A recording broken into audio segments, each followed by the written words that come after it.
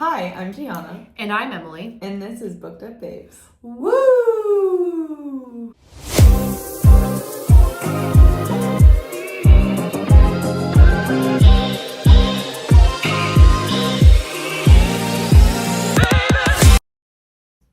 Okay. We hesitated there. Well, hi. Hello. Welcome back. Yeah, we are back with another SJM classic. Oh, I've been so patiently waiting to make it to this point. We have read, I have read, and Gianna has reread, Heir of Fire. I will say though, I've read this book maybe 3 times now. Goodness. And it's so funny when you reread things, even when you've read it like multiple times, because I'm like, there were so many parts of this book that I was like, I forgot about this.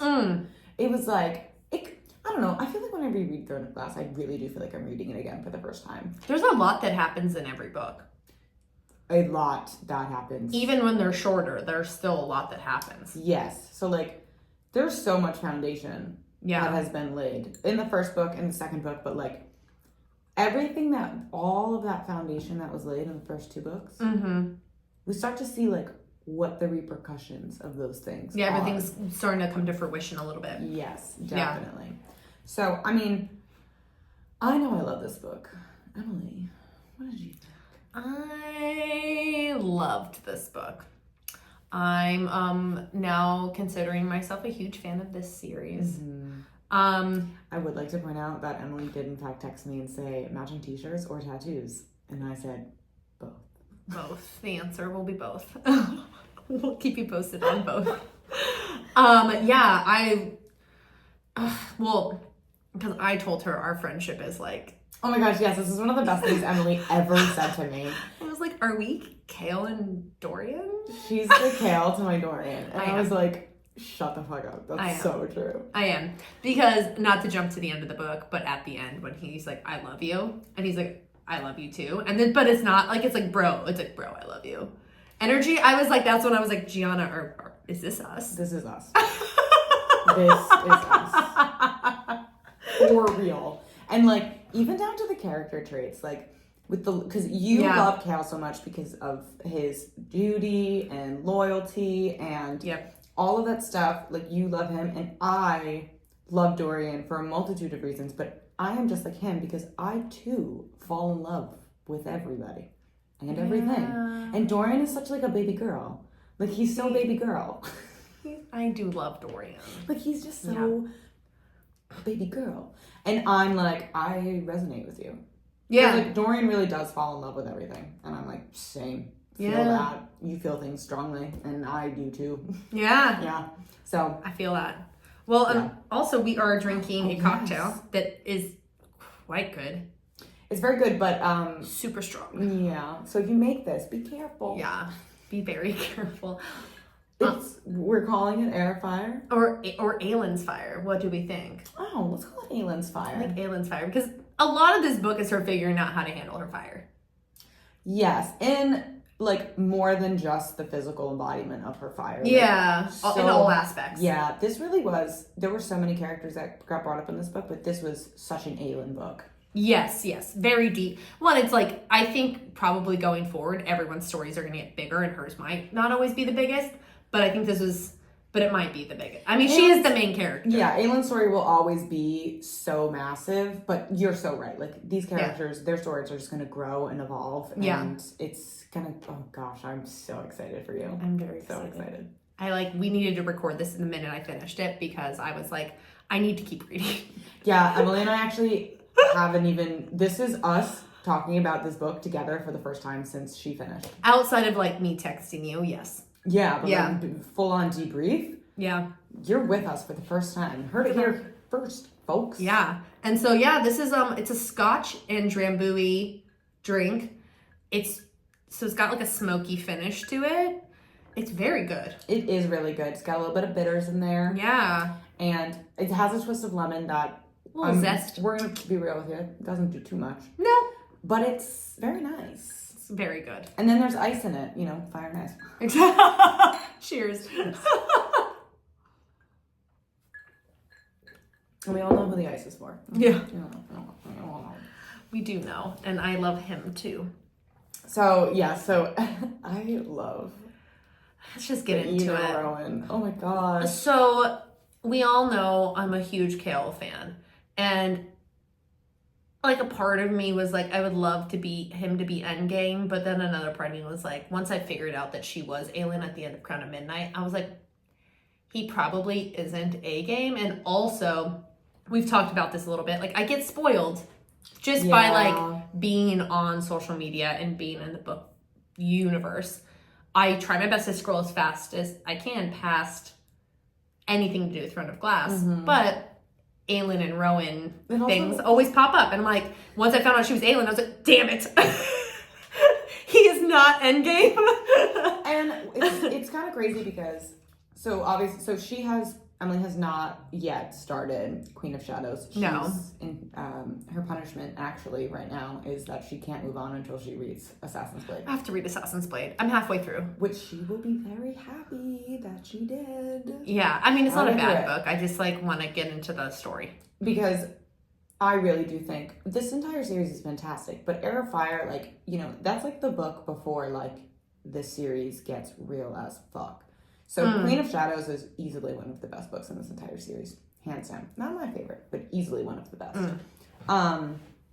But, you know, we're going back to what you said about, like, Kale not being the one, which we still don't know. But something that he even realizes himself is the person who left, who would choose him, isn't the person who's going to come back. It's not the person who's coming back. And he is making or trying to make peace with that, knowing that he still has feelings and all this stuff. And then he's also, you know, battling with his other feelings about, like, he is like, I couldn't even really stomach the stuff that she did when she was Selena. And, like, look at what she's doing as Aelin. I'm jumping a little bit ahead. We'll get there eventually. But it's like, this was a big book for Kale. This was a very big book for Kale. I'm not gonna say that it gets better. I'm gonna say this right now. Kale's storyline. Let's just start there with his storyline in this book. Yes. I had no issues. This book it's not the issue. Damn it. Because I was like, is this why people dislike him? I'm like waiting for the moment where I'm like, ugh, babe, wrong choice. But right now, like him and Adian. Yes, love Adian. I love Adian. Adian comes in. You're like, is he like a double agent? Sure enough, he is. Love that. He is Aelin's cousin. Love that. I love that Kale eventually he susses him out and goes, okay, I can trust him. And then they have this like weird frenemies energy. Like they're not real friends. No. They don't trust each other. No. But they're like, you are somebody I have to rely on currently. And they have this really good rapport with each other. And currently, I have no issues with any decision he made in this book. And I'm really nervous for the next one because I feel like he's going to start making poor choices. I'm just going to say, I don't think it's necessarily poor choices. I just think that there's going to be a lot of growing up. Okay. He's going to need to do. So, fair enough. Also, the very foundation of a lot of the reasons why people don't love him, it does start in this book because he has no idea. This entire book, he's helping Adian, but he's not committing to saying that he is helping Aelin. So all of the things that he's doing, he doesn't even really know why he's doing them because it's going against his kingdom. And he's set like in this weird place where you're like, what are you doing this for? Like, what is your purpose here? Like, why are you doing this? And he's sitting there being like, I don't know why I'm doing He says he's doing it for Dorian the whole time. He goes, I want to find a way to bring magic back so that I can protect Dorian. Yes, and then 2 seconds later, he's like, she's the greatest threat to my kingdom. Well, because he's having a moment of crisis. Like when you are he has spent his whole life being loyal to this kingdom. Obviously, he's not going to just be like 100% on board. But that's what I'm saying. The groundwork has been laid in this book based off of those emotions and decisions. Okay. I mean, we all know what happens at the end, but you know, we'll get there. But I think that I like Kale. I do. I didn't like him for a while. See, and I don't get that. I didn't because you will. And if you don't, I'm going to be like, okay, to each their own. But he lost me there for a bit. But people will finish the series and hate on him. And I'm like, this is when I come back to the point of everybody wants a complex character until they're given a complex character. And they're like, what is wrong with you? Blah, blah, blah, blah. And I'm like, they're complex. They're not going to be one person all the time. They're going to need to grow. They're going to need to learn. They're going to need to become something other than what they are. Well, and okay, so he's in charge of the military of this kingdom, right? Mm-hmm. Could you imagine if somebody who was in charge of the U.S. military? Oh, goodness. Well, okay, let's not think about our... Right now. I know. Don't think about our current climate, but like past military people. Let's not think about current. If they like realized that somebody they fell in love with was a threat to the U.S., they should make this a movie. Like, wouldn't they be a little like, I love this person. I understand where the U.S. has failed, and I understand why you're... But, like, there would be some conflict. Absolutely. And that's not what everybody's problem is with him. Okay, then it's not my problem with him. Okay. All I'm saying... Like, it isn't at all. I think in Queen of Shadows, I just think that there was a lot of moments okay, where I was so like, I'm about to find out. In Queen of Shadows, he just... is a certain way where you're like, come the fuck on. Like, come on. But I don't think that anybody... I can see whispers of it right now. You can see it. You can see in it. He's struggling. He's struggling. And it's also in the way that one second he's... Again, jumping ahead. One second he is talking about how he's got like a smile on his face when they hear that she defeated the forces. But then he struggles with it. But then he struggles with it because he's like... How could she? Like, he's like smiling because he's like, go you. But then literally a chapter later, he's like, how could she be so reckless? And it's like, yeah. And I understand it's like, you don't know what you're feeling. No. But that is just that unfortunately, it will grow. And it becomes something else entirely. And you understand him. I think you specifically are going to understand him. Yeah, I don't think I'm ever going to dislike him. I'm just going to understand him the whole way through. I think that you are going to understand him, and I understand him too. Yeah. It's just there are people in this book space who have read the series who will shit on this man even after they finish the series, and I'm like, y'all, you don't enjoy complex characters. You just don't. Well, and like, okay, so like not to, if you've never read ACOTAR, spoiler, but Tamlin. To me, Tamlin is not complex. Tamlin is manipulative. He is an issue.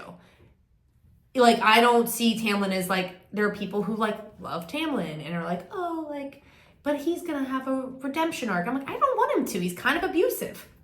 Yes, this is not that situation. And I just think Kale is just a very duty-bound, loyal guy who's just struggling with the world he's in now.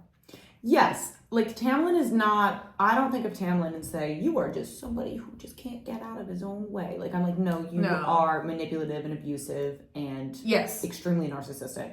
Yeah. Whereas, like, Kale... You need therapy. Yeah. Kale, I'm like, your entire world got flipped upside down. Everything and you're just trying to make sense of it. No longer. And when we really think about it, he's like, what, 22? He's young! They're all babies! Children. They're all children, except for Rowan. Rowan is an old man, and the rest of them are babies. Yeah. Yes.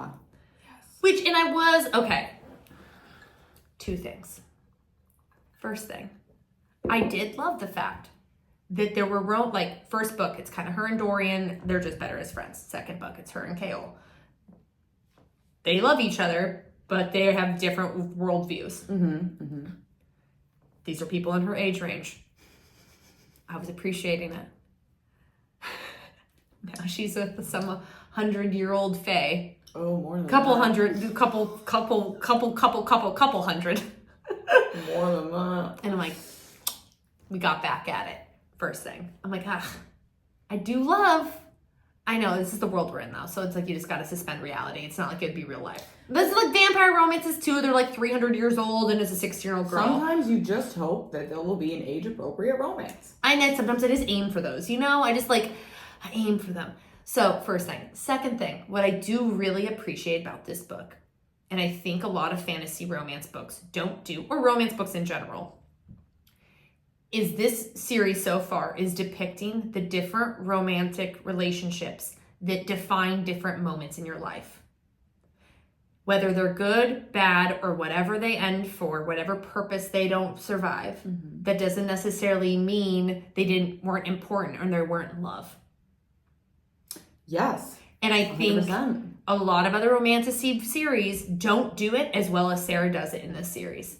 Because now that she's on her third romantic relationship, or fourth actually, because we got Sam in the... You're not even allowed to talk about Sam. I'm not, but like I know, we know though. You don't know Sam like we know Sam. I know, I'm going to know him soon. But she has 4 romantic relationships throughout the series that all play important, integral roles to her, but they'll necessarily all last forever. But that doesn't negate the love and the romance.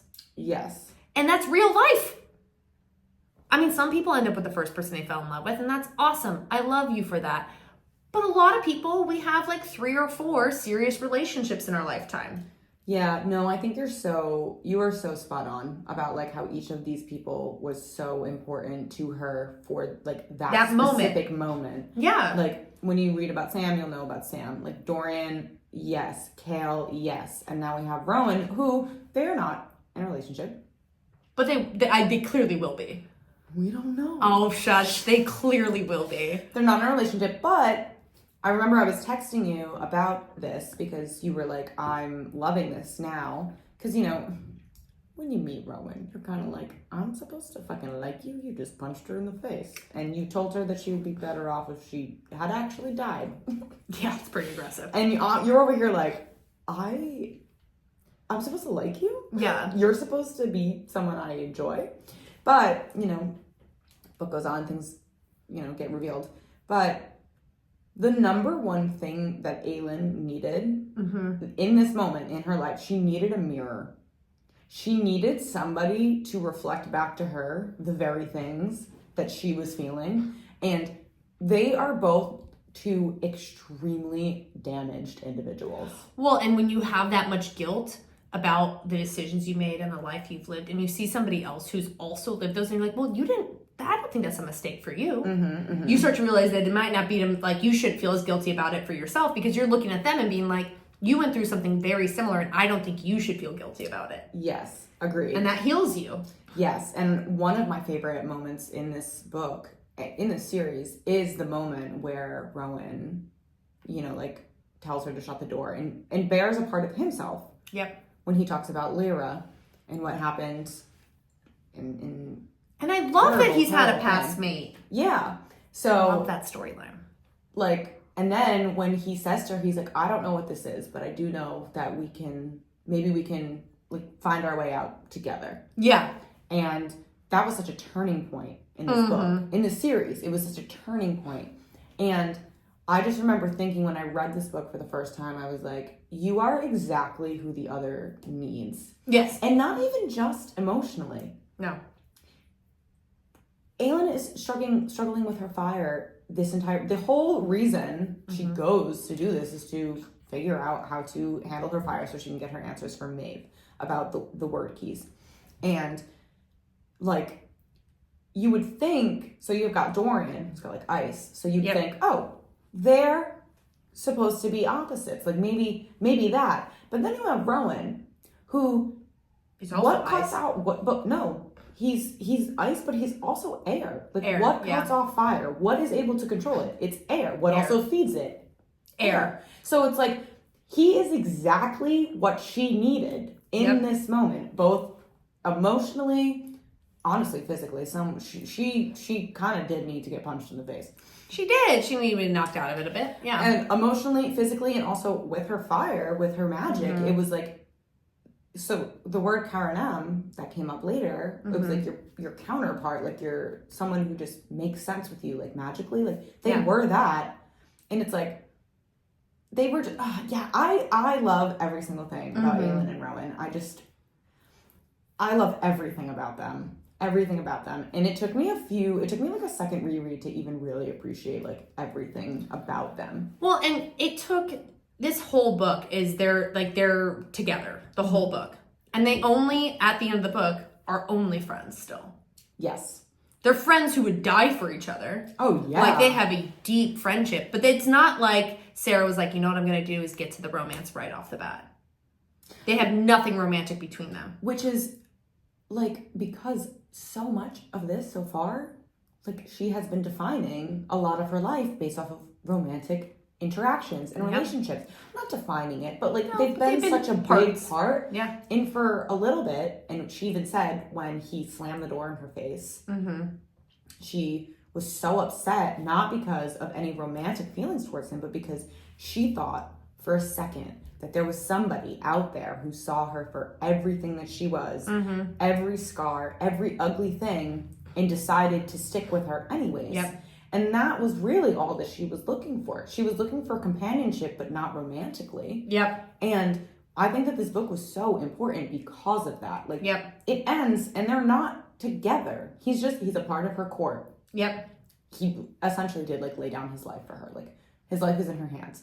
Yeah. And they have a blood bond. Yeah. And it's just like, no matter what's being recognized in this book is that they need each other more than anything. And that doesn't necessarily mean romantically. It's just like, we need to stick together. Like, we are two people who see each other for exactly who they are. And we both need somebody who will not run away from that. Yep. And it is such a beautiful story. I love that.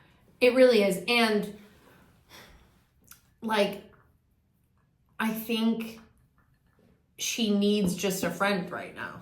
Because she's in such a healing phase that, like, if she even says at one point, she goes, I could be physical with him if I wanted to. Like, I could have a physical relationship. She goes, but I don't need that right now. I need somebody to just be my friend.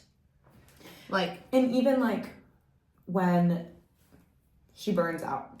And she needs to be put in the bath and she's stripped naked. And she's like, I don't even give a shit about what he sees. He's seen a million naked bodies. I don't care. Like, whatever. If he's seen me pee myself. Like, he's seen it all. We've been raw with each other. Yeah, like, there was just, like, this level of, and that kind of goes back to this person has seen every part of me. And they accept me. And that is one of the bathtub scene when he walks in and sees her leaning over and sees her back. Oh, yes, and he gets very angry. And he's like, I love it when people say this in books. Like, who did that to you? Why is that so hot? Women lose their shit over this. It's not, like, my favorite thing in the world, but, like, in this book, I was just like... No, it's great. It's great. It lands. Okay. And he gets so angry. Yep. That he leaves. And she's like... thinks it's, like, about her, and instead he's like, I acted like the biggest piece of shit the world has ever seen, and she was a slave. Like, it was just, like, there were, like, so many little moments in this book where I was like, that's a turning point, and that was a huge one. It was, because he realized she wasn't some, like, spoiled brat, you know, fake, like, princess, that, like, I don't know if he really thought that of her 100%, but he had some feelings of that towards her, like, you really haven't been through enough, like, you haven't really been through it, like, and then he sees that she's been through it, and she's young as fuck, she's a baby. I know, she's such a freaking child. She's like 19, she turns 19 in the book. It's her 19th birthday in the book. Oh my god, so weird. And she has been a slave, she's been an assassin, she's been all, I know, and then she this is my issue. I love romanticy, guys. But sometimes I think about, what if that old man in a retirement home looked like he hadn't aged? Yeah. Like, and then he was dating a 19-year-old. I don't like to think about that. Sometimes my brain goes there. I'm so sorry. I ruined it all. I don't like to think about that. So let's move on. I feel weird. Exactly! My brain goes there sometimes, and I'm so sorry, because I love this world. I love this genre. But, like, a great example of, like, an author who found a way not to do that is Amber V. Nicole and the Book of Azrael series, right? Mm-hmm. They're both old as fuck. Yeah. It's not like this like 19-year-old and this like 700-year-old. It's like they're both old as fuck. I mean, one's older than the other still, I but think one is like thousands of years old or but something. The other one's like 400. They're both just old. At a certain point, they've both lived enough. Like if you're 60 and you're dating a 90-year-old, it's not as weird.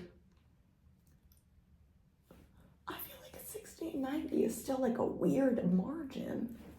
But it's not as weird as if the 30-year-old age gap was you're 19 and you're dating a 50-year-old. Okay, no, true. Well, because you're like a real adult at 60. Like you've Thank you. This is what I'm getting at. So if you're like 400 and you're dating a 1,000-year-old, at this point now you're both just adults. You see if my you're point? over 400 years old, guess what? You're over the threshold. You're good. Now you're fine. You're good. You are safe from our It's a weird pet peeve, and it's like something I need to get. I appreciate books that like don't have that as a part of the storyline, but unfortunately it is very common in this genre. Yes. Very, very, very, very common. Very common. Or I'm gonna eat it up every time. It's a silly qualm because honestly I still like Vampire Diaries is my favorite thing ever, and like they're old as fuck and she's in high school. It's disgusting. Oh, yeah. But we love it. But I love it! Team Damon! Like I eat it up! Damon for life. Oh my gosh, yes. Man. So anyways, back on this book. I did really appreciate the slow build of their friendship and how he gains respect for her. She has to gain respect for him. But the moment I knew, the turning point for me was when they were listening to the story and she said they would just sit in him in his like bird form and her and obviously just hanging out. But they would just get a little closer to each other while they listened. Mm-hmm, mm-hmm. And I was like, oh! And also you said that it was when they were running together. When they were like together. Playing. That was my other one. Yep, that was the other text I sent you. I go, this is the turning point. When they both have a little smirk on their face because they're like, oh, this is fun. Mm-hmm. And I was like, oh. It's like they're both learning how to live again. Okay, so I have a question, and maybe it can't be answered yet. Hit me. Why won't she have the lifespan he has? Because she's only half Fae? So, I mean, it's like... Has that been answered already? Am I forgetting something? No, okay. No. It hasn't been answered because she, up until this book, has completely neglected the fact all that of she's her Fae heritage. Like, she's like, I don't even want to think about it. Like, I don't want to think about it. I don't want to be it. Yeah. It's part of, not even just her fire in this book, is also, like, her turning into a Fae. Yeah. It does get addressed. Okay. I don't really, you'll learn about it. It gets addressed. Because she has a normal lifespan. Like a human lifespan. At the moment, yes. Got it. Okay, so that's something because I've been that has been weighing on me. So, I actually don't think this is a big deal to tell you. So, Demi-Fae, like, if you're a Demi-Fae and you're half human, half Fae, because there's Demi-Fae that are half, like, something and then something else. Got it. If you're a Demi-Fae and you're half something, if you're half human, you are able to make the choice at a certain age to become fully Fae. Got it. Okay. But it's a choice. You don't have to do that. If you don't do that, it's like you still stay human.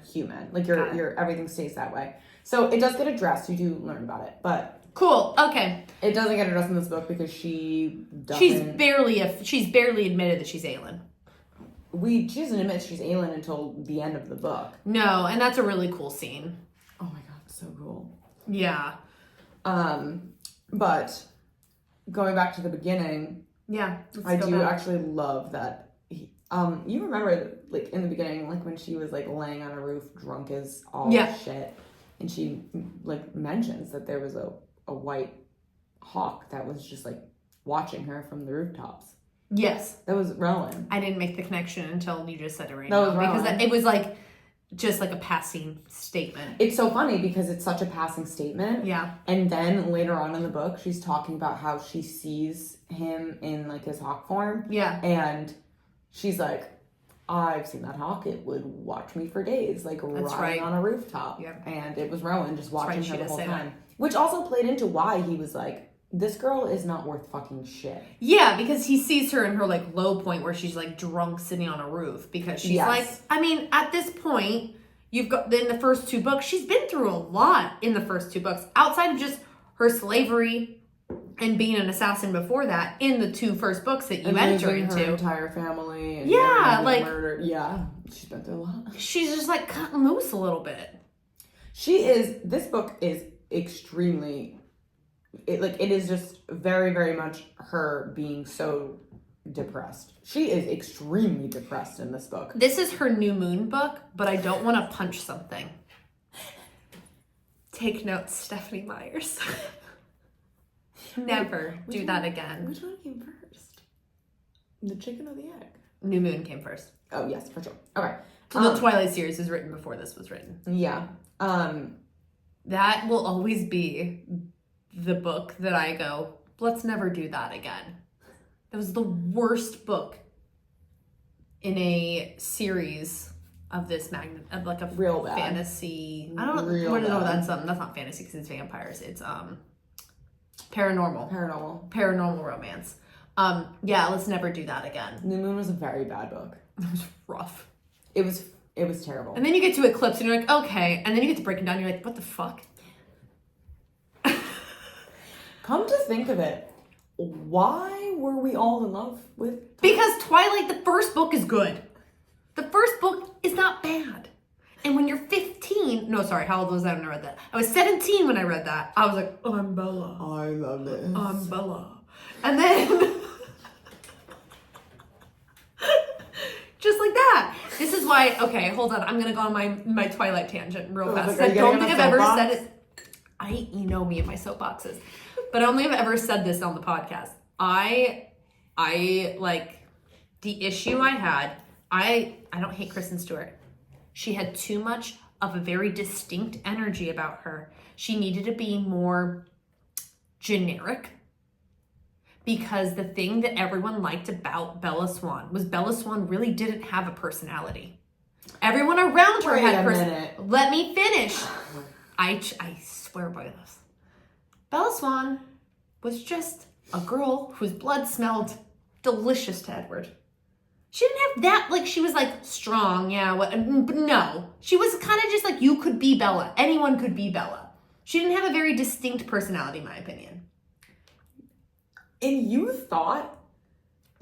really thought that Kristen Stewart Bella... No. I think Kristen Stewart... personality? I think Kristen Stewart was the most awkward person in the world. Well, that's just it. She wasn't generic enough. She's too weird. She's too quirky. I don't even think she was quirky. She's awkward. No, you want somebody who you're just like, that could be me. And people watch Kristen Stewart and you're like, that can't be me. Am I that awkward? I don't want to be that awkward. That's why she wasn't the right casting. I think she's great in a lot of other things. I'm not anti-Kristen Stewart. I just don't think she was the right Bella. I don't know. I mean, you feel very strongly about this. So but I like, won't try okay, to say, like... who would have been better? Literally anybody. Wait. Anna Kendrick, who played... Yes, I think Anna Kendrick would have been... Because Anna Kendrick's just kind of like an every girl's every girl. She can kind of be just anybody. You don't want somebody who has such a very distinct energy, like Kristen Stewart's distinct energy is too... Like, you're just like, oh, it's a little off-putting when you want her to be somebody you feel like you could also be. Because the whole reason why we liked those books wasn't because it was well-written... Sorry... Or because anything was like that special about the book, but it was because you were like, what if a really hot vampire showed up at my high school? I hope he would fall in love with me, even though I'm like the shy girl in the corner. But I'm sorry, like, that's what she was. I just thought she was the wrong choice. It needed to be somebody with less distinct energy. I feel like we need to start a poll. I just think she was the wrong choice. I thought that I don't think, like, I'm not going to sit here, I don't think anybody in any book to adaptation, movie adaptation, anything. No, no one is ever going to be the perfect choice. No. But I don't think that they did a bad job. I think she could have been more generic. I think that she was absolutely nothing special. And that is what a generic person is. Absolutely nothing special. No, she has too much awkward energy about her. Like, she's too much of a weird girl? Yes! It was too much. It was one step too far. Swear by it. Swear by it. Because you know what when I was 18 and I went to that fucking movie theater and I went to the midnight fucking showing, all of us sat there and went, her? The whole time! It wasn't right, man. It wasn't right. Okay. This is why you can't cast books that people fall in love with. Okay, but like, that is the only thing that's happening right now. Here's the thing though. He was a great Edward. No notes. Except for he does that weird smell thing. But like, he's fine. That was Edward. He was Edward. Okay. But I needed somebody a little more like Emma Watson energy even. Emma Watson's just kind of like, she's a girl. But even Emma Watson, I think, can be a little awkward. But not as awkward as Kristen Stewart. All right. I'm never going to convince her otherwise. No, you really won't. I've been feeling this way for 16 years. This has been sitting, like, weighing on her chest. No, I feel this very deeply. Years. Do you feel better? I got it off. No, I don't feel any better. But it's not the first time I have gone on this tangent. I feel like you and I have literally had this tangent, like, sitting on the couch. Yeah, but not on our podcast. No, I don't. We know that y'all appreciate it. No, and you can also tell me if I'm wrong. I'm here. If you think Kristen Stewart was the perfect Bella, tell me. I'm here to be corrected. I love a good correction. I'm a ballet dancer. I'm told I'm wrong all the time. I can take the heat. I can. I can be in the kitchen. But like, also think about it. She was too unique. I'm gonna put this to the people and ask who they think would have been better. Who would be better? Because I don't know. I thought that Kristen did. I thought that she was. How old are you when the movie came out? When did it come out? 2008. I was in 8th grade. Yeah, okay, so you were 14. You were still impressionable. You didn't have opinions yet. I'm kidding. But you know what I mean? Like when you see Emily something. Was an adult. She was voting for Obama and watching Twilight and being like, this is not how I imagined it. But you know that's true. Like when you're a teenager and you're just told this is how it is, you go, okay, and you accept things a lot more. Okay, fine. I had a lot of opinions at 14. That's true. I did too. That's why I thought it was funny that I said that, because it's not. I had a lot of opinions when I was 14. But I also accepted a lot of things at face value. Yeah, no, I get what you're saying. Yeah. I think that's why I have a lot more feelings about this. Okay. Yeah. You are absolutely entitled. Thank you. I respect it. I respect it. I do. I really do. Okay, we're gonna go back to SJM. SHM. Okay. Manon. Oh my gosh. Okay, so I will say that when I first started this book, and I think you had the same. I think everyone who's read this book feels very similarly. The Manon chapters, you're just like, are they over yet? Yeah. Which is so funny based off of who she becomes. And she's cool the whole time. I'm like, let's go for it. The minute I started getting into her chapters, I go, Fourth Wing?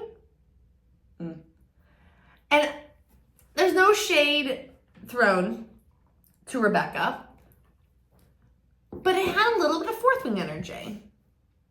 I do think that every story pulls some sort of, and this did come first. This came first. This was the chicken. Fourth Wing's the egg. But do I think she stole? No. Do I think there's an inspiration there? Yeah, which is fair. As a dancer, one of my favorite choreographers said, she goes, I'm not original. I am the compilation of everyone who worked with me and taught me. So like, and I was like, okay, not taking credit for being a genius, but love you. But so there's no like shade to Rebecca, but I was like, oh, I see where maybe some inspiration came from, because it's not the same, because these are wyverns. But there was a lot of similarities. Well, actually, I think there was a little bit of a controversy with Fourth Wing. Oh, was this a thing? Because I was not in the world when this happened. Because I think there was like a thing where, like, the way that the dragons were described in Fourth Wing. Yeah. Because this actually gets This gets mixed up a lot. This Oh, is how I wyvern found out. dragon? Yeah, like the way that they were described in Fourth Man, like they're actually wyverns and not dragons. Yeah. I don't know. I didn't realize that there was a huge difference, but there is enough of a difference. It's amount of legs, right? It's 2 to 4 legs. That's the difference. And like the wing, where the wings are placed. Yeah, because on like one of them, I can't remember right now. The second 2 their wings. Like their arms are wings, and then they have 2 legs, and the other ones have 4 legs, and then wings coming out of their back. Yes.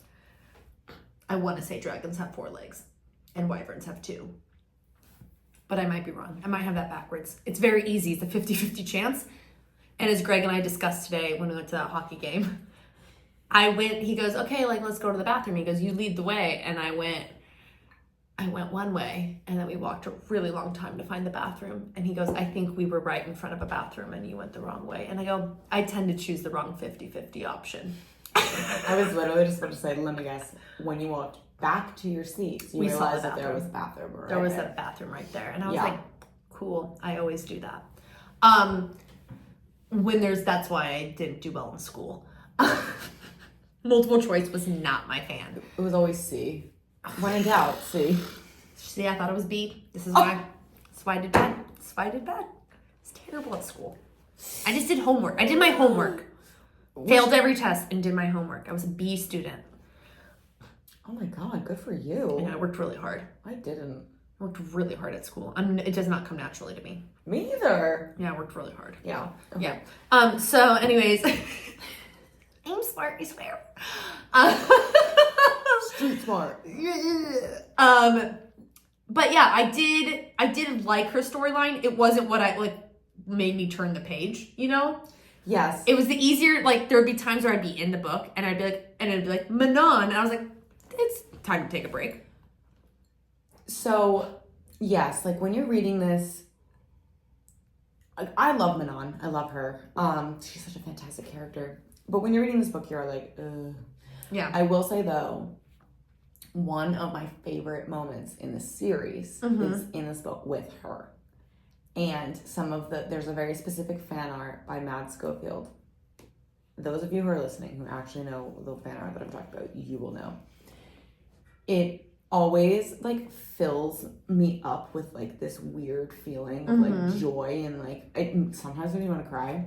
It's the moment when her and Abraxos get airborne and she puts her arms out and she just like flies through the air, because that is like the antithesis of what they're supposed to be. Yep.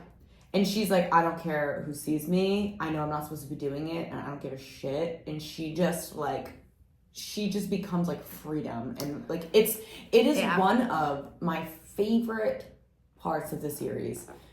And I think it's because it's a little bit of a look at like the character that she can be.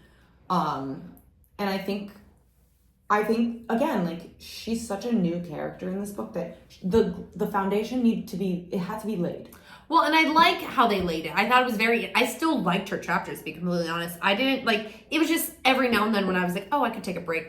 Oh, this is the time. Like it's a good chapter to always stop on. And then I'd always come back and it would be the chapter I started back up on, and I'd be like, oh yeah, I love her storyline. I'm just not attached to her yet. And I'm attached to everybody else. Yes. And her story isn't interacting with the other people I'm attached to yet. So I'm not attached to her storyline yet. But as it went, you got more and more attached to her storyline because she's a very likable character. Yes, her and also her 13. Yes, and they're very cool. I love that. And the whole like spider scene where she goes to get love that. That was such a great moment. So fun. Because they're like, oh, the Stegen spider. Yeah. With the spider silk. So cool. And oh, is that in the Assassin's Blade? Okay, fair enough. Not spider, but spider silk. Oh, got it. Okay. But I just overall like enjoyed her character development. Her grandma clearly sucks. The worst. And like there is a lot of abuse in their like culture. that she's rising above in a way that's really cool and interesting already. Like, she clearly doesn't come from, like, some, like, even though she's very powerful and very, like, higher up in her, like, witch coven, or, like, world and all that, there's still a lot of abuse and a lot of things that she could easily be a shittier person coming out of that world. I mean, don't get me wrong. Like, right now, like, she's not a great person. Yeah, but she's better than you. They have no morals. Yeah, but, like, she's better than Okay. It's like she chose, like, the bait beast. She chose Abraxas when she could have chosen the wyvern. And, like, her grandma's like, what the fuck? Like, why are you doing? Like, you can already see that she has, like, a level of natural, like, good character, even in the world she's being raised in. Yes, true, fair. Yeah. So I like her. I think she's cool. And I think that we even see it more when the Kroken witch that she has to kill. Yep. When, for the first time, she's like, I didn't know her name, and I can't believe that I'm, after this fact, like, she killed her. Yeah. Realized that she never knew her name, and she was surprised by the fact that it bothered her. That she didn't know this person's name who she just killed. Yeah. And so, yes, this Manon, it's like, I think you're very right. It's like all of the other storylines going on in this book are people that we're already attached to. So, like, when you're reading this book and she's being introduced, you're kind of just like, oh my God. Like, yeah, I don't want to read your chapters. Get me back to Aelin. Get me back to Dorian. Get me back to Kale. Like, get me back. So, yes, totally agree with that. And I think you're gonna love her. Things go on. I do. I already a fan. All right, let's talk about Dorian and Sorsha.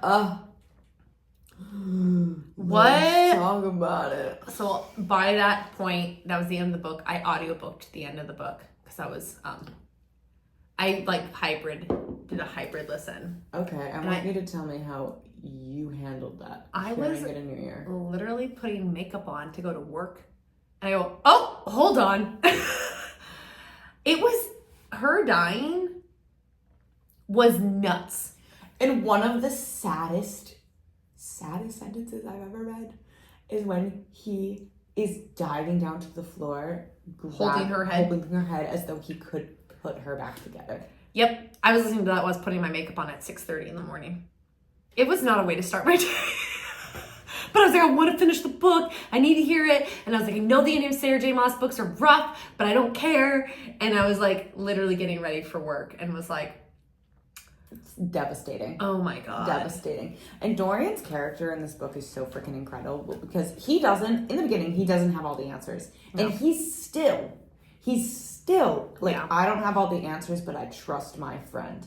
And he's still trusting Selena. And he's still like, I don't know what's going on, but she told me she'd come back for me. So she's going to come back for me. And even when he finds out who she is, he's like, she's going to come back for me. And one of the most beloved quotes of the series is when he's talking to Kale and he says, you cannot pick what parts of her. You cannot pick and choose what parts of her to love. Yeah. And I loved when he said that to her, said that to him, because my baby Kale is picking and choosing. Yes. He's picking and choosing right now. And that just means they're not right for each other. And that's okay. Because when you really love somebody, you love every aspect of them, even the parts you don't love. Or you don't, like, you wouldn't naturally love. You love them anyways. I don't know, what's the word? What's that? I'm saying this wrong. You love somebody for their, like, weaknesses.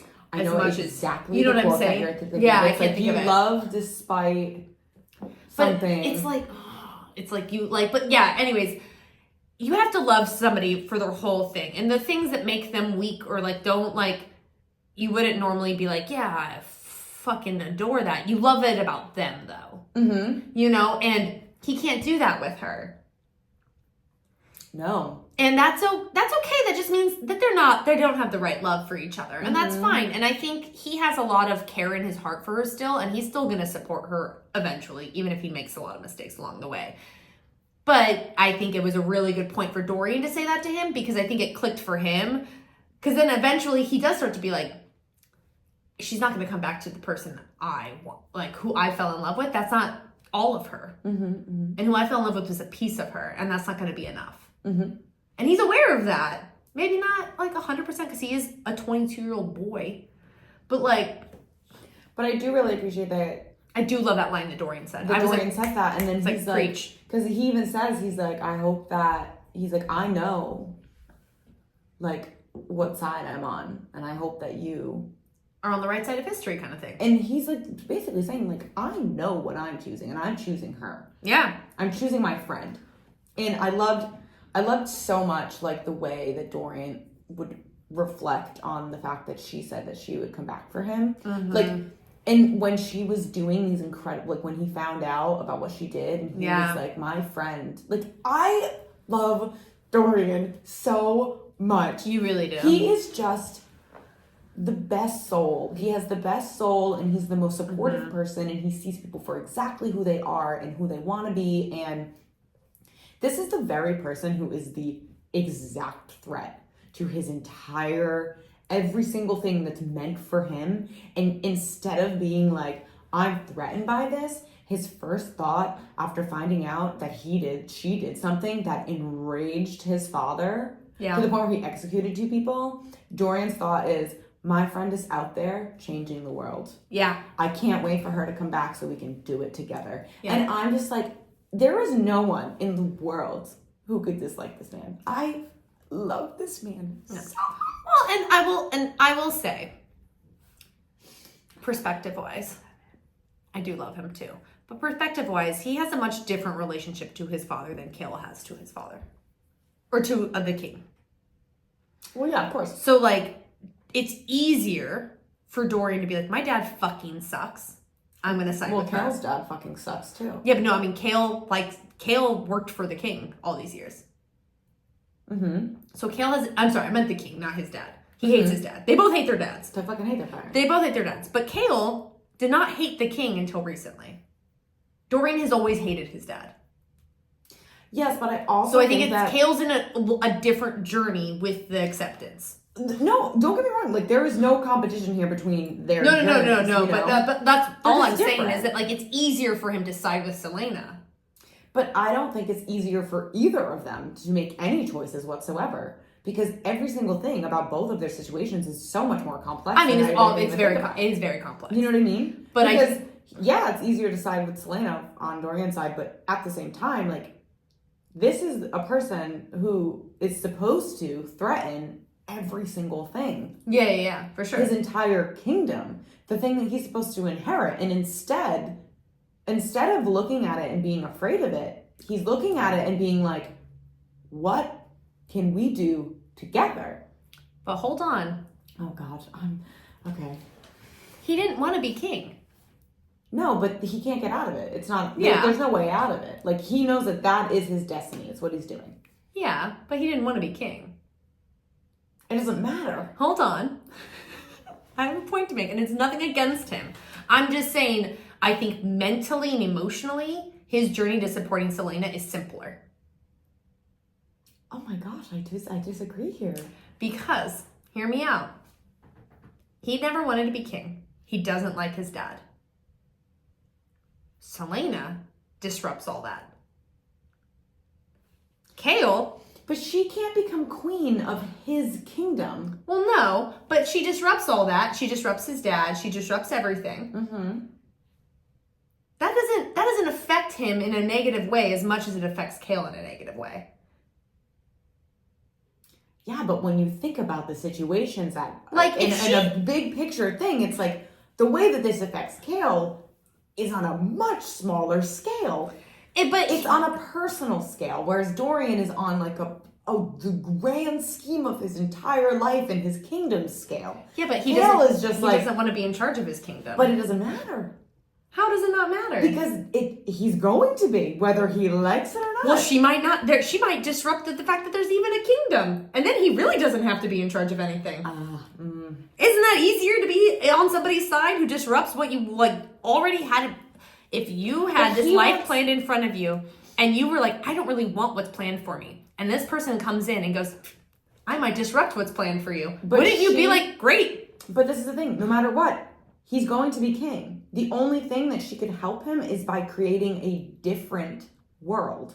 Yeah, exactly. Kingdom. Yeah. Kale's thing is, oh, I'm so sad. This person that I thought I loved is actually not this person, and I'm trying to protect the one person who actually wants her to come into power. No, but with Kale, he has put this king on a pedestal. That is who he has decided to give his entire being to. But I don't think he really has the king Dorian on a pedestal. He was born into it. But his loyalty has always, and you can tell at the end of this book, his loyalty has always and forever not been to the king, and has always been to Dorian. Always. Well, yes. Everything has always been in service of Dorian, and that is one of the things that I love the most about their friendship. They are so devoted to one another.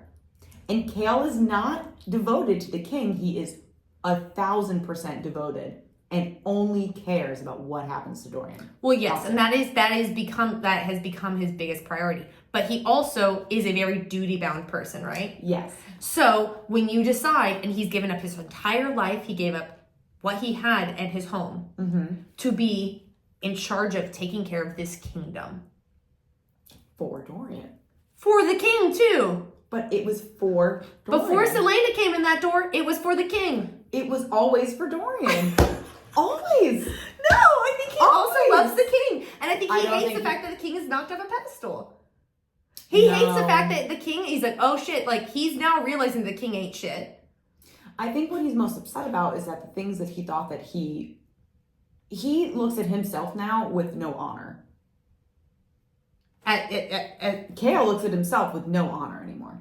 Because he has failed the king and the kingdom. No, because he doesn't, everything that he thought was correct is not. Well, yeah, but what I'm saying is that is much bigger. Dorian never liked the world that he was in. No, but it was the world that was going to be his. Yeah, but he didn't like it. I know. He didn't like it. I like, all I'm saying is Dorian never liked the world he was in. So it's easier to reject that world. Kale chose that world. It's like when you choose a friend and you're born into a family, but you choose a friend. You're using my words against me. I know. Here we go. Here we go. You're using my words against me. So when we make a choice in our life, right, when we choose a friend, it's much harder to let that go than it is to let go of something when you have a family issue. Okay. So like Kale made the choice to join this kingdom. Mm-hmm. Dorian was born into it. Dorian's more willing to reject it than Kale is. Okay. That's what I'm getting at. I'm not saying that they don't have equally like difficult journeys. I'm just saying I think Dorian has an easier time seeing Selena's point of view than Kale does, because Kale's like, but this is what I chose for myself. Mm-hmm. Dorian was born into it. He's hated it from the beginning. Kale chose it for himself. He didn't have to be the head of the guard. His dad had a whole thing. He chose to leave his family. Yeah, because his dad's shitty. Yeah, but he made this choice, and now he's like, oh my God, and he's coming to terms with all of this. But that's fucking hard. Did we get to our point? You see this is what I'm getting at. I think we got there. Took us a couple minutes. I love how much you love Kale. I love him so much. But like, I think he doesn't get enough credit for the struggle that he's going through, because he's made this very giant life choice for himself. Okay. He's rejected everything. Based off of this conversation alone, yeah, you are never gonna dislike Kale. I already knew that. I was like, I don't even know if she's gonna dislike him. This conversation alone, I don't foresee you reading Queen of Shadows and being like, I didn't like him. I understand him. When I tell you, and maybe if you don't like him, you might not like me. I understand him so viscerally. I get it. Like, for me, the things I've made choices actively about in my life, if I had to sit there and contend with the fact that that was the wrong choice, I would have a harder time than the things I was born into. Okay, yeah. No, and that's what I'm getting at. So that's why, like, Dorian siding with Selena and Kale having a harder time with it, I get it. I totally get it. I understand it. I respect it. Okay. I respect it. That's all I'm getting at. We got there. We got there. Okay, if you didn't care about any of that, I'm so sorry you listened to it. No, you do care. No, you should it care. It matters. Maybe, we're talking about the things that matter. Maybe you now have found another side that you didn't think, or maybe you still feel the same way that you did before. Maybe Emily just converted you. I mean, maybe. Maybe that's what this podcast is. Emily converts people to like Kale as much as she does. I won't win this. I mean, I do feel like more people could give him some grace. But, okay, yes, I do see where you're coming from. Okay, I do. And that's no disrespect to Dorian, because I do love Dorian. An entirely different journey, an entirely They're just different completely situation. different. And I think what I get frustrated with is that, like, the idea of comparing their support of Selena. Okay. I get frustrated with that, because to me, that's I guess why I made that argument, is that, like, for me, I'm like, they're coming from completely different angles. They are in the same world, they're best friends, but just because you're best friends with somebody doesn't mean you come from the same world or the same background or you come from the same angle. Okay. No, I get it. Yeah. I do. All right. I still fuck with their friendship. I do think that's why Kale has become so passionate about supporting the kingdom, is his friendship with Dorian. 1,000%.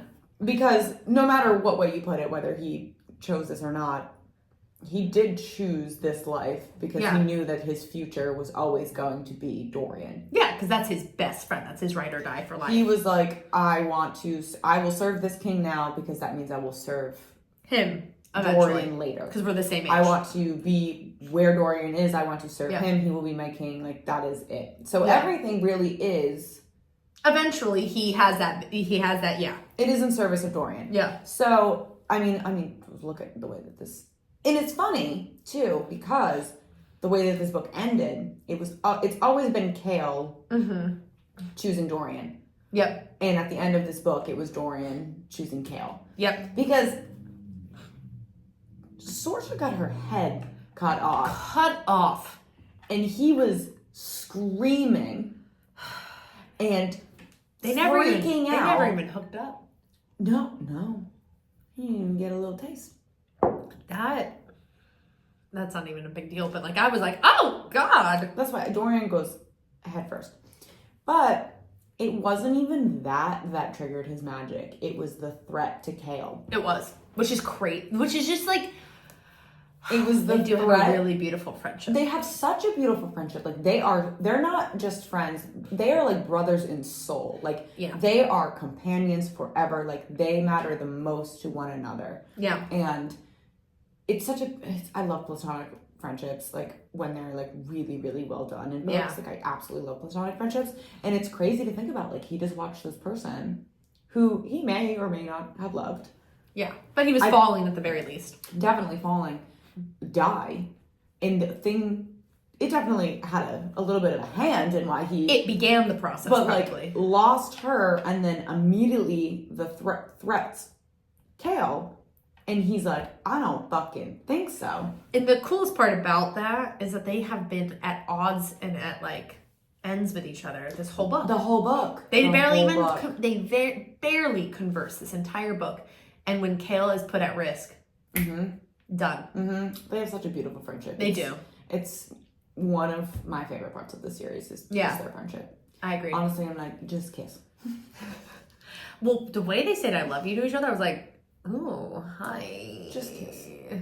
No, it was... That was a great moment. It's a really... I love you. It was such a sweet moment. It's so sweet. Yeah. No, who else is there to talk about? We've got a lot, girl. Okay, you do the subject change. Okay.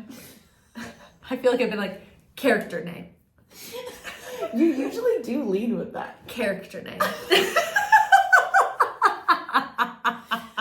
Okay, well, I mean, let's bring it back to like the huge part of the book where General Marek or whatever comes and attacks Wendlin. Oh yeah. And that's the moment that Selena... Let's talk about that. That's like that is the moment that she becomes Heir of Fire. Yes. Like that is the moment. When she, like Rowan's like, don't do it. And she's like, I have to. And then she goes out and like just...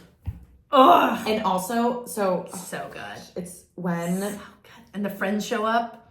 But it's, okay, so even before that, when they call for aid, when he's like, I call for aid, no one's coming. And he's like, you can leave. And she's like, I'm not leaving. He's like, you are the last of your bloodline, like, blah, blah, blah, blah. And she says the iconic quote, she's like, I will follow you to whatever end. I know. And he says, to whatever end? And she says, yes. And that moment when he looks at her and he just goes, Fireheart. And I'm, and he doesn't even know. He doesn't even know what that means. Nope. He just says it. And I'm like, oh my God. Yes. Yeah. Yes. So that was like one of my favorite parts of this entire book.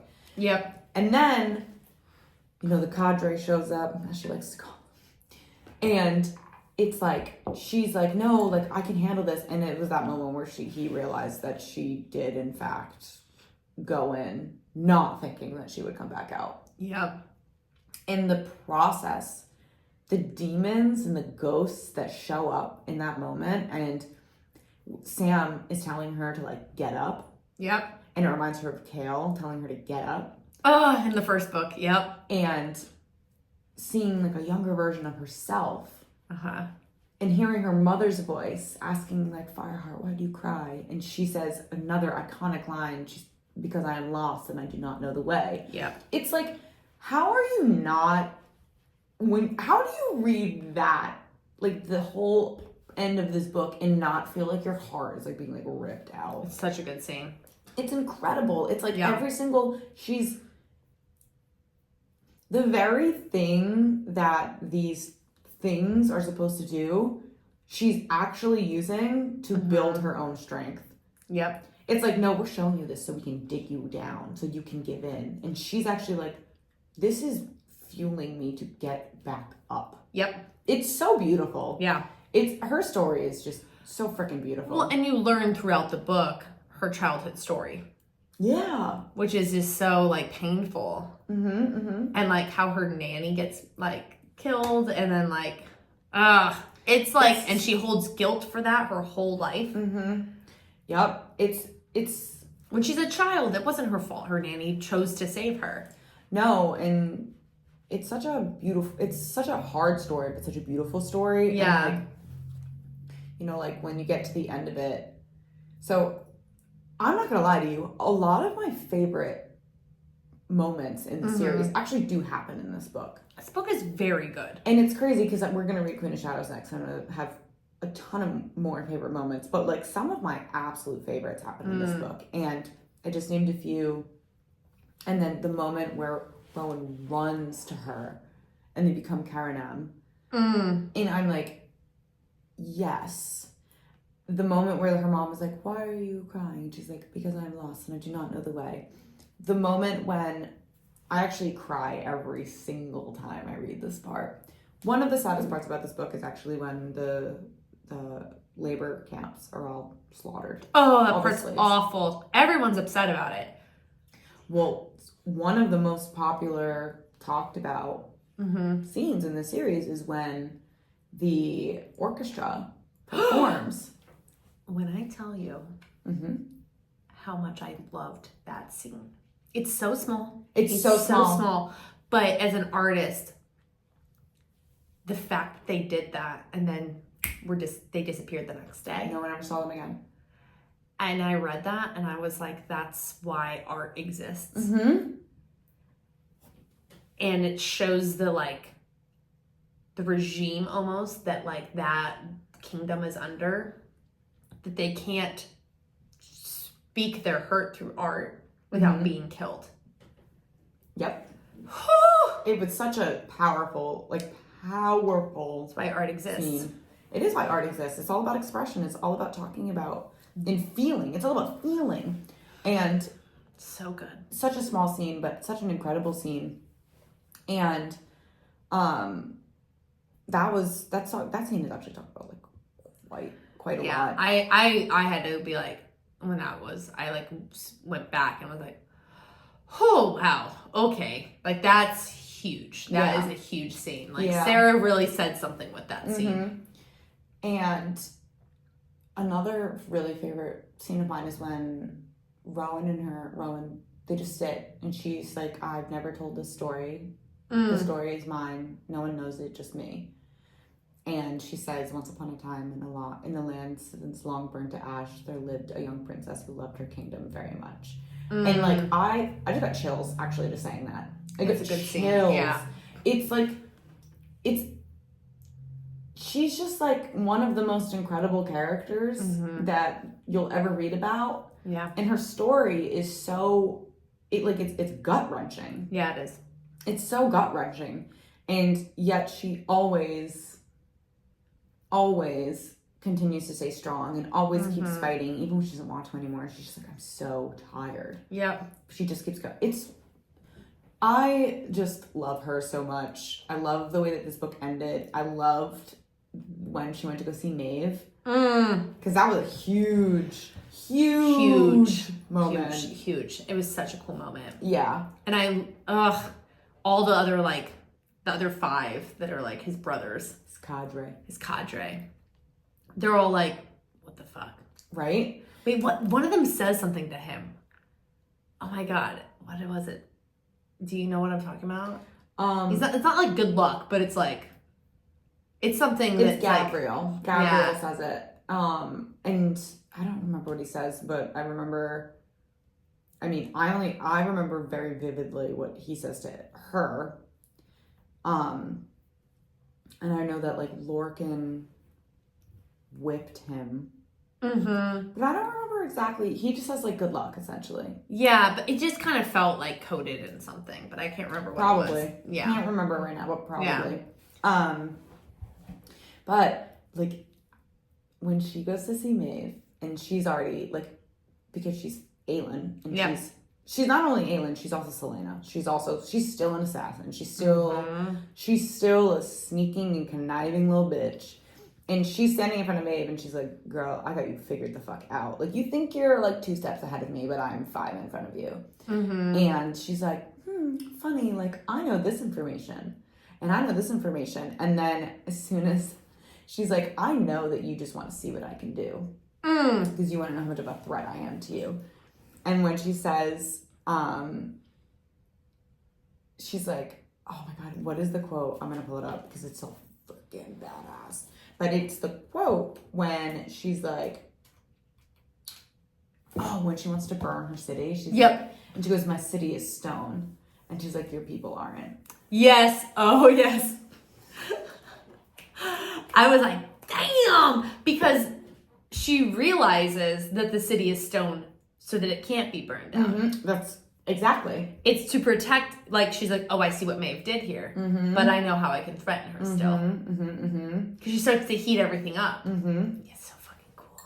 Yep, and it's all because of what was happening to Rowan. Yeah, because she loves him. And then she gives him, she's like, okay, you can have this ring that belonged to your, whatever. Yeah. Anthril. And she's like, okay, but I want him. Yeah. And Maeve's just like, no. She's like, too fucking bad. I'll burn this right now. Yeah. Watch me cook, everyone. And gives Rowan to her. And as soon as Rowan is free, he's like, bound me to you, please. He's like, I want to be bound to you now. And Aelin's like, what the fuck are you doing? No. Yeah. But she knows she has to do it because she's in front of Maeve.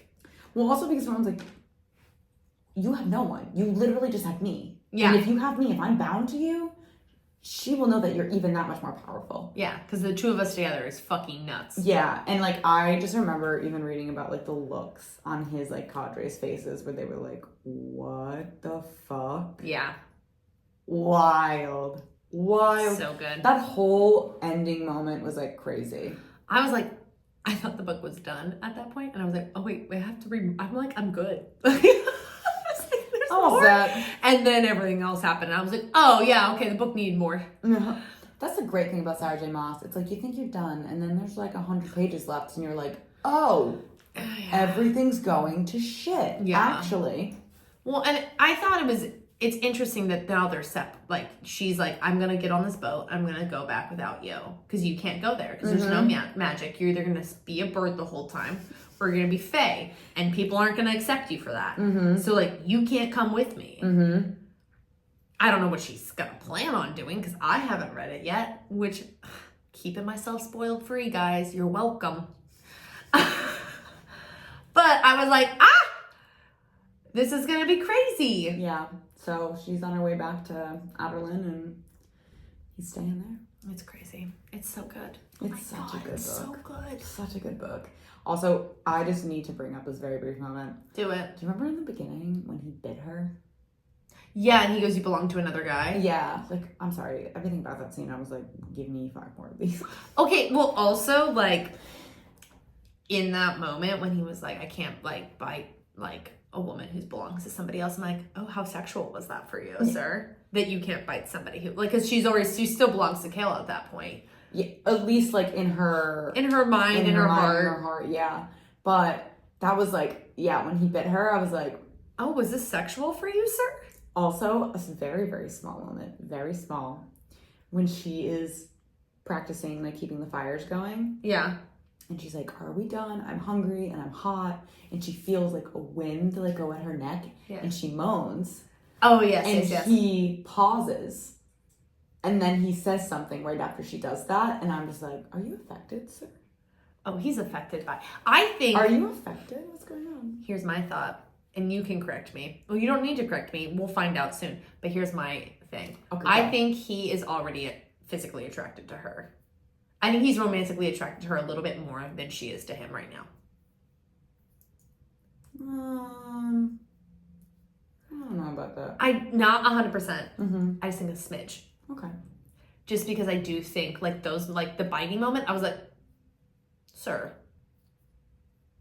what's wrong with biting her? We'll just have to find out. I mean, and I think it's a smidgen because I think they both don't know how their feelings for each other. I don't think they have a depth of, like, understanding their feelings for each other yet. I mean, I think that both of them are in such, like, a fragile position right now, like, with the friendship that they even have, because they finally have somebody, someone who gives a shit about them, somebody. So it's like, it's all very new, very, very new. But you know, we'll find out. Oh my gosh! Well, let's do we rate this? I'm gonna give let's rate it. Okay, let's do it. Okay, we have our sexy rating. Oh God, 0. It's like a 0.5. No, I'm gonna give it a 1 because, like, there's some tension. There's tension. You're giving it a 1. I was like, okay, I'm just like 0.75. Yeah, there's some tension. Yeah, it's a little bit. Okay. Oh my gosh, what are other ratings? So that was like what? Spicy? Spicy. Romantic. 2? Yeah, because like Sorsha and Dorian have some stuff. I think a 2 is like, fair. Steeped in romance. No. We have our fantasy rating, right? Is that what we said for this? I think like just an overall rating. Yeah, I guess we just go overall. Overall rating, I'm gonna give this a 4. I'm gonna give this like a 4.4. I really liked this book. I know that you did, and I love this book, but for me, started pretty slow. Yeah. And I've also read the other books. Yeah, I'm just going for vibes so now. This is like a 4. This was definitely a 4 for me. Yeah, and so, I'm sure they get. The whole series is probably amazing, so I'm just ready for more. Yeah. Yeah. You'll get there. Thank you. Well, if you enjoyed this episode, you should follow us wherever you're listening to us. Rate us and review us, please. Please, please, please. Subscribe. Yes. Follow us on Instagram and TikTok. We're very funny. Yeah. You'll find us. Just type in Booked Up Babes. Mm-hmm. It might say pod. You can email us at bookedupbabes@gmail.com. Mm-hmm. And I think that's all. Yeah. I think we'll see you next time. Yeah. All right. Well, bye. Bye.